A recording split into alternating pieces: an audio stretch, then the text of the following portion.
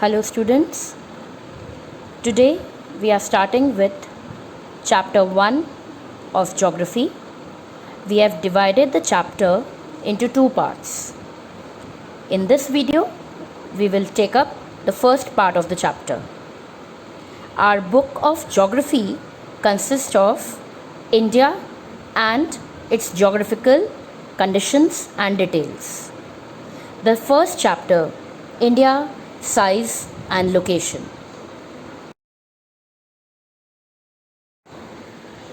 First, we will take up the location of our country.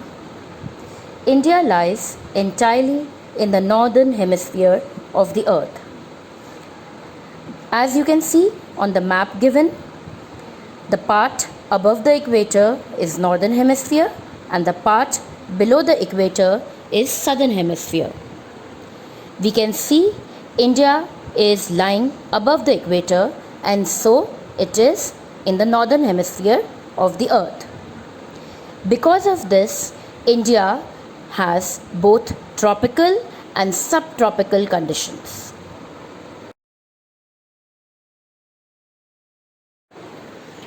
India's mainland extends between latitudes 8 degree 4 minute north and 37 degree 6 minute north and longitudes 68 degree 7 minute east and 97 degree 25 minute east. All these coordinates you can see on the map provided on the slide.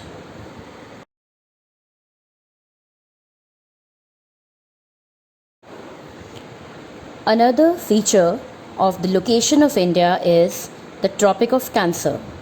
It lies on 23 degree 30 minute north.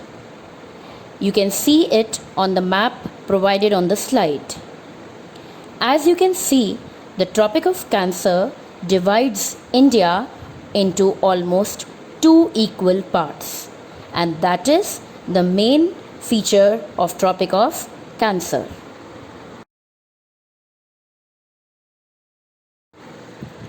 Now let's see the size of India. Covering an area of 3.28 million square kilometers, India's total area is 2.4% of the total geographical area of the world.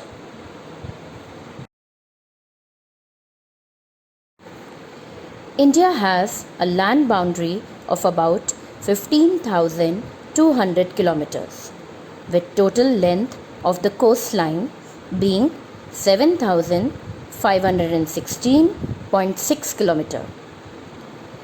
In comparison to other countries, this is a pretty good coastline and this makes India a unique country. On the map given, you can see what all states this coastline crosses through.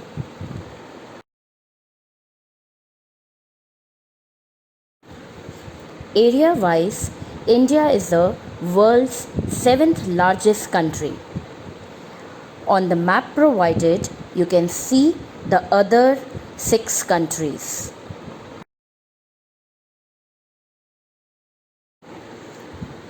Students, don't you think after looking at the map of India, the east-west extent appears to be smaller than the north-south extent?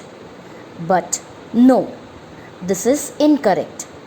Both longitudinal and latitudinal extent of India is approximately 30 degrees, but still the north-south extent looks longer. Can you identify the reason?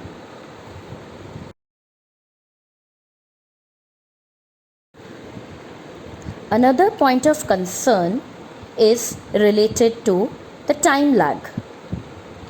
If you see on the map provided, from Gujarat to Arunachal Pradesh, there is a time lag of 2 hours.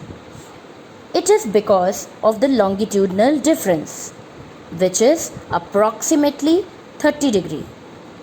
If we see the formula given, 1 degree is considered as a time difference of 4 minutes.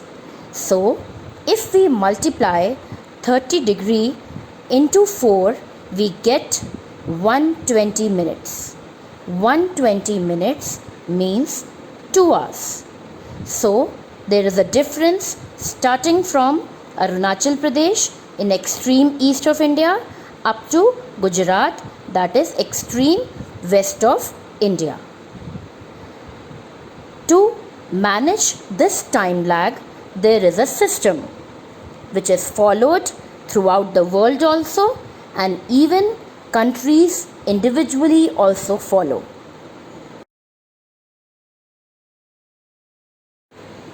Standard time is a synchronization of clocks within a geographical area or region to a single time standard. For this, India too needs a standard time. Time along the standard meridian of India, that is 82 degree 30 minute east, which passes through Mirzapur, a small town in Uttar Pradesh, is taken as the standard time for our country. This standard meridian divides India longitudinally approximately into half.